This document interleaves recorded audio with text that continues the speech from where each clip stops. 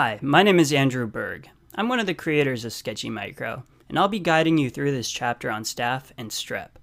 In this video, we'll be bold and dive right into perhaps one of the most important bacteria you'll learn from microbiology, Staph aureus. She's a beast. If you make it through this video, I promise it'll only get easier. The name Staphylococcus aureus tells us a decent amount right up front. Staph and coccus come from the Greek meaning grape and granule, respectively. And this is because under the microscope, staphylococci look like a bundle of grapes. Now, aureus is Latin, and it means golden. And this is because when it grows on blood agar, its colonies have a yellow or golden appearance to them. So we took this idea of it being a golden staphylococcus, or golden staph, and we've called this scene the golden staph of Moses. I hope you enjoy it. Now, I'll start by drawing this desert background. You'll notice I've gotten really fast at drawing. Yeah, I guess it's just practice, what can I say? Anyway, here's Moses. He's carrying a very impressive golden staff, the golden staff of Staph aureus. Notice his robes are violet. We did this because Staph aureus is gram-positive. And gram-positives take up crystal violet stain in their thick cell wall and hold on to it even after the rinse and the addition of red safranin, so they appear violet under the microscope. We'll tend to use a lot of violets in the gram-positive videos, and likewise we'll use reds in the gram-negative videos. Let's keep talking about how exactly we can identify Staph aureus in the lab. So far we've gone over that they're gram-positive cocci, but so are strep. So how are you going to tell them apart besides their shape? The first test you'll use is a catalase test. Catalase converts hydrogen peroxide to water, and is present in all staphylococci, but not strep. Since staph is catalase positive, we'll add this cat, standing for catalase. You'll notice you won't see a cat in the strep videos or any catalase negative videos. We've placed them right here, front and center, and we've even made them look cool and Egyptian looking so that you don't forget about them. So if it's gram-positive and catalase positive, we're pretty certain we're dealing with the staph. Now, how do we know it's Staph aureus versus a different kind of staph? Well, first, Staph aureus has that nice golden color when plated, but alternatively, you can run a coagulase test. Coagulase is an enzyme that converts fibrinogen to fibrin, and it's present in Staph aureus. Notice Moses is standing in front of the Red Sea, literally a sea colored red. It's red because it's supposed to remind you of blood, and his parting of the Red Sea is him actually coagulating it. So again, this will remind you that Staph aureus is coagulase positive.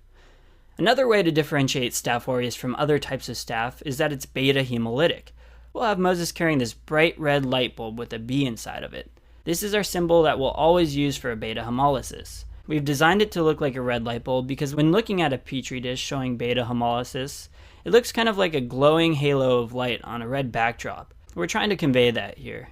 The last way to know you're dealing with a Staph aureus is to plate it on mannitol salt agar.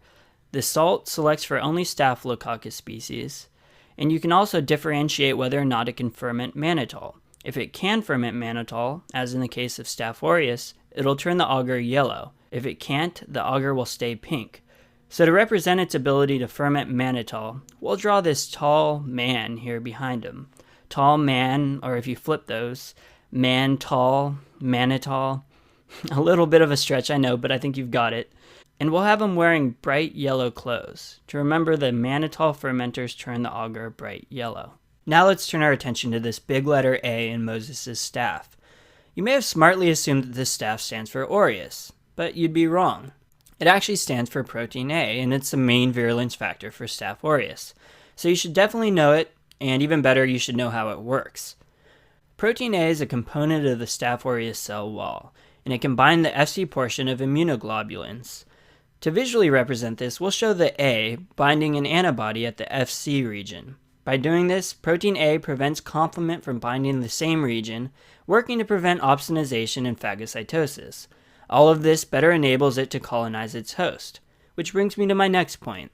Staph aureus colonizes the nares, or opening of the nose. And how will we show this? Notice the sphinx back here is missing his nose. That's because we moved it right here. We're using it as our symbol for colonizing the nose. Now we're going to dive into the diseases caused by Staph aureus. The first grouping are the inflammatory diseases. First we'll have this guy walking the camel, and he's falling to his knees and coughing. As he does that, he's pulling the camel down to his knees too. First, let's talk about their coughing. Staph aureus causes pneumonia, and the x-ray is said to look like there's patchy infiltrate. So we'll draw this patchwork quilt on the camel and on the coughing man to remind you of these patchy infiltrates. More importantly, you should remember these icosahedron-shaped lamps hanging off of the camel. I actually got suckered into buying one of these in Morocco. But anyway, in our drawing, they're supposed to remind you of the icosahedron-shaped capsule of a virus. And we have these here because the pneumonia caused by Staph aureus is most commonly a secondary post-viral superinfection, or a bacterial infection that occurs after our immune system has been weakened by a viral infection. Next, let's talk about why we have them kneeling.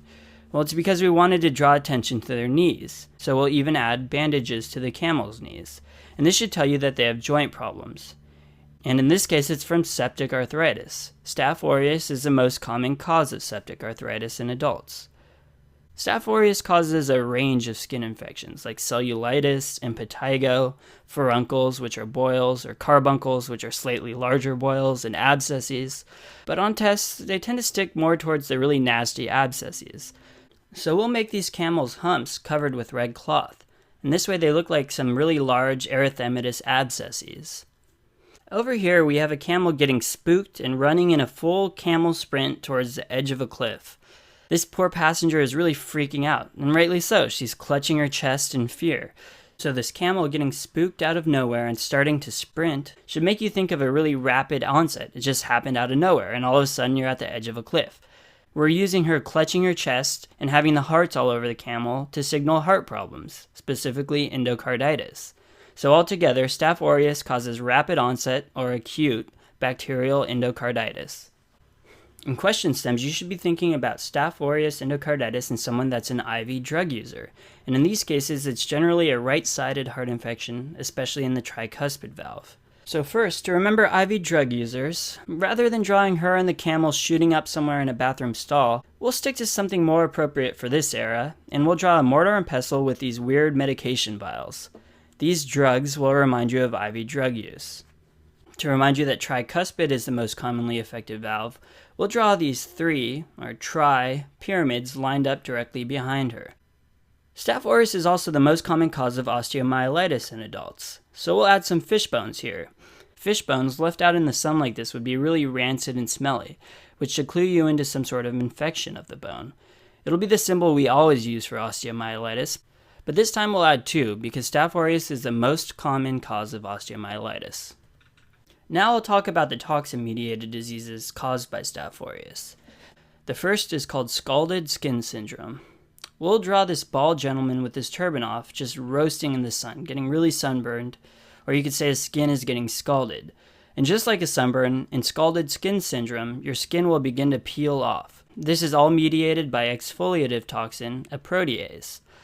The next toxigenic disease is toxic shock syndrome. The classic situation for toxic shock syndrome is someone leaving some sort of foreign packing in for too long, like a gauze after a rhinoplasty, or a tampon. The toxin is called toxic shock syndrome toxin, or TSST, and it's a superantigen, which causes nonspecific binding of MHC class II and T-cell receptors. This causes overactivation and eventual cytokine storm, which could be potentially fatal. To remind you of superantigen and shock, we'll draw on a cape, this super cape, with a lightning bolt for shock. We'll use this in another video to represent toxic shock syndrome. For the last toxin, we'll draw another running camel, but this time the woman on it is clutching her mouth and looking green as if she just threw up in her mouth a little bit. She has food poisoning, and the running camel signifies rapid onset. It's a rapid onset food poisoning because the toxin is preformed, so as soon as it's ingested, it can start causing symptoms within 1 to 8 hours. Unlike most food poisonings we learn about, Staph aureus food poisoning is more associated with vomiting than diarrhea. This is why we have her look like she's going to vomit. The food poisoning comes from meats and cream-based foods like mayonnaise or custards that are left out for too long. So we'll draw some meats in what looks like to be a jar of mayonnaise, which clearly are without adequate refrigeration. So now this next part may not be biblically accurate, but in our story, the Pharaoh comes out, raises his hand, and shows the Israelites mercy. This gesture of mercy will stand for MRSA, or methicillin-resistant Staph aureus. MRSA becomes resistant methicillin by altering its penicillin-binding proteins, or PBP. So PBP in Staph aureus helps construct the cell walls. In this story, the Israelite slaves used to be responsible for constructing the cell walls, but now that they've left, the pharaoh resorts to using these altered pyramid-building people, the Anubis, or a jackal-headed god. Think of these altered humans building the pyramids, and you should remember that MRSA acquires its resistance to penicillin by altering its penicillin-binding proteins. Now for the treatment of MRSA, we use vancomycin. Our symbol for vancomycin throughout the course will be a van. But to keep with this era, instead of using a van, we'll use a caravan. But we'll still have it shaped to look like our vancomycin van that you'll see in our future drawings. Finally, if the Staph aureus infection is determined to be methicillin sensitive, then you should treat it with an appropriate penicillin because this will actually work more effectively in killing the bug than vanco. A good choice for methicillin sensitive Staph aureus is a penicillin called nafcillin.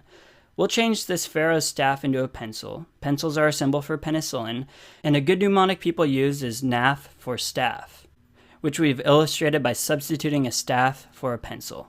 Okay, and that's all for me right now. I've got pretty bad writer's cramp, so I'm going to stop here. But continue on to the next video where we discuss Staph saprophyticus and Staph epidermidis. I hope you enjoyed this one.